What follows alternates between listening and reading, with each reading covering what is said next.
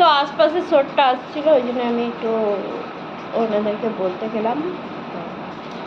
বলতে আমি এটাই চাইছি, কী করবো কিছু বুঝতে পারছি। তোমরাই একটু আমাকে কমেন্ট করে জানাও না, মেশিনটা কী করে ঠিক হবে, কী করে আমি কী করব। এই সাহারাটাই আমার আছে, যেটাকে আমি বলতে গেলে আমি শিখছি আর শিখে আমি কাজ করতে চাই। সেটাও যদি না হয় বলো কেমন লাগবে। আর এই পুজোর সময় ছেলেকে যদি কিছু কিনে নাও দিতে পারি, মনটা খুবই খারাপ।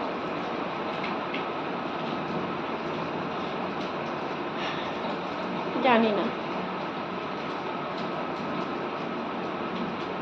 অনেক কিছু অসুবিধা আছে, অনেক কিছু আছে। এই যে তোমরা দেখতে পাচ্ছ এখানটা আমার নয়। আমার হতো যদি, তাহলে তোমাদেরকে আমি সব কিছুটাই শেয়ার করতে পারতাম। তোমরা কি দেখেছো কোনোদিন আমাকে রান্না করতে? কোনোদিন আমাকে বাকি কাজ করতে দেখেছো? আমি কিন্তু কাজ করব না, এখানটা আমার নয়, তাই জন্য আমি কাজ করব না।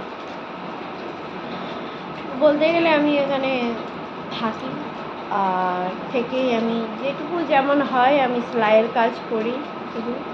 আর ছেলেটা আছে, ছেলেটাকে মানুষ করার মতো আমার সামর্থ্য নেই। বলতে গেলে আমার কিচ্ছু সামর্থ্য নেই যে আমি ছেলেকে মানুষ করব। আমি কী করে মানুষ করব, কী হবে, কিছু খুঁজে পাচ্ছি না। 4 দিন ধরে যখন আমার মেশিনটা খারাপ হয়ে গেছে, তখন থেকেই আমি চিন্তা করছি আমার কি সবই শেষ, সবই খারাপ, সব কিছুটাই অন্যায়। জানি না, এখানটা লিখতেই ভুলে গেছে নাকি পরমেশ্বর, জানি না। হয়তো কালই শেষ হয়ে গেছিলো পরমেশ্বরের কাছে। যে কোনো কথা যদি ভাবি না, সেটা হয় না। যে কোনো যদি কাজ করতে যাই, সেখানেই বাধা পড়ে যায়। কেন জানি না, কি হবে সেটাও আমি জানি না। তো এত বড় পুজোটা আসছে, সবার জন্যে আনন্দের দিন, কিন্তু আমার জন্যে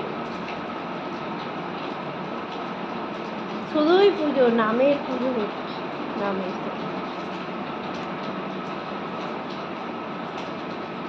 হয়তো তোমরা বলবে যে তাহলে দাদা কোথায় থাকেন, দাদা কী করে।